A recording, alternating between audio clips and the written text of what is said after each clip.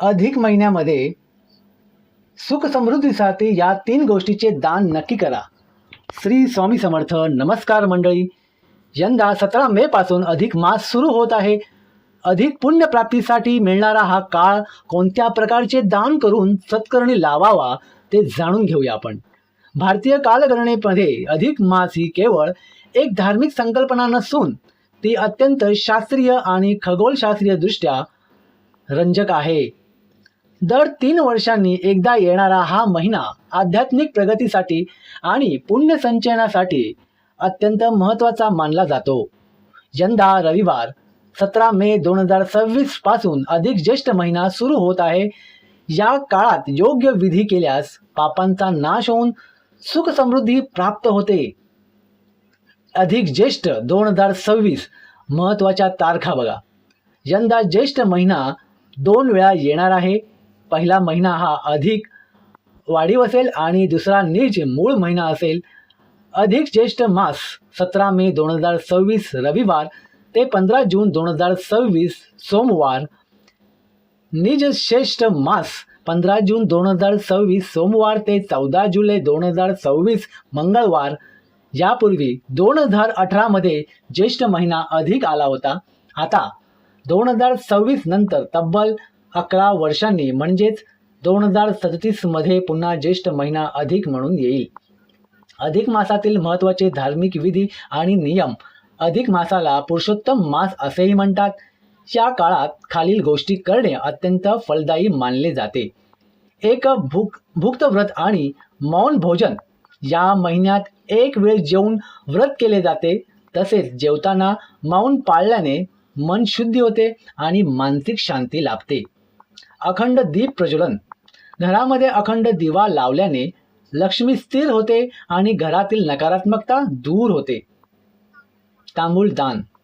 अधिक महिन्यात तांबूळ म्हणजेच विड्याचे पान दान केल्याने सौभाग्य आणि मंगल जीवन प्राप्त होते. तसेच गंगा स्नान. पवित्र नद्यांमध्ये किंवा शक्य असल्यास गंगा स्नान केल्याने जन्मांतरातील पापांचा निचरा होतो. तर दुसरं आहे की अपूप दान म्हणजेच अनारसे दान आणि त्याचे महत्त्व. अधिक मासात अपूप दान म्हणजेच अनारसे दान करण्याला विशेष महत्त्व आहे. हे दान शास्त्रोक्त पद्धतीने केल्यास त्याचे फळ अनेक पटींनी मिळते. हे दान विष्णुरूपी जावयाला, ब्राह्मणाला, गरजवंताला दिले जाते. दानाचे स्वरूप. हे दान 33 अनारसे तांबूळ आणि दक्षिणा या स्वरूपात असावे. संकल्प मंत्र. दान करताना खालील मंत्र म्हणावा.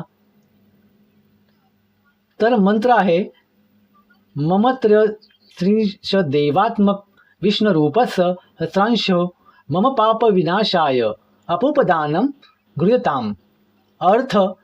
हे प्रभू, 33 कोटी देवतांचे मूर्तिमंत स्वरूप विष्णूचे प्रगटीकरण आणि सहस्र रूपांनी नटलेले नारायण माझ्या पापांच्या शालनासाठी कृपया ही अपूप म्हणजेच अनारसाची अर्पणा स्वीकारा. दानाचे लाभ. शास्त्रानुसार हे दान केल्याने केवळ धनसंपत्तीच नाही तर पुत्र, पौत्र आणि ऐश्वर्याची प्राप्ती होते. इतकेच नव्हे तर मरणोत्तर मोक्ष प्राप्तीसाठी हे अत्यंत दान प्रभावी मानले जाते. चौथा आहे श्री विष्णू पूजन. पापांचा नाश आणि सुख समृद्धी. अधिक मास हा भगवान विष्णूंचा महिना मानला जातो. त्यामुळे या काळात विष्णू उपासनेवर विशेष लक्ष केंद्रित करावे. विष्णू सहस्रनाम पठण किंवा विष्णूंच्या मंत्रांचा जप केल्याने पितृकृपा प्राप्त होते आणि आयुष्यातील सर्व संकटे दूर होतात. थोडक्यात काय तर 3 वर्षांनी येणारी संधी साधून नामस्मरण आणि दानाद्वारे आपले आयुष्य अधिक समृद्ध करण्याची ही उत्तम वेळ आहे. 17 मे पासून सुरू होणारी या पवित्र महिन्यात बाप्पाच्या आपण उपासनेसोबतच विष्णूच्या चरणी लीन होऊन पुण्य संचय नक्की करा तुम्ही. श्री स्वामी समर्थ. व्हिडिओ आवडला असेल तर लाईक करा, शेअर करा, कमेंट नक्की करा आणि चॅनलवरती नवीन असाल तर चॅनलला सबस्क्राईब नक्की करा. धन्यवाद.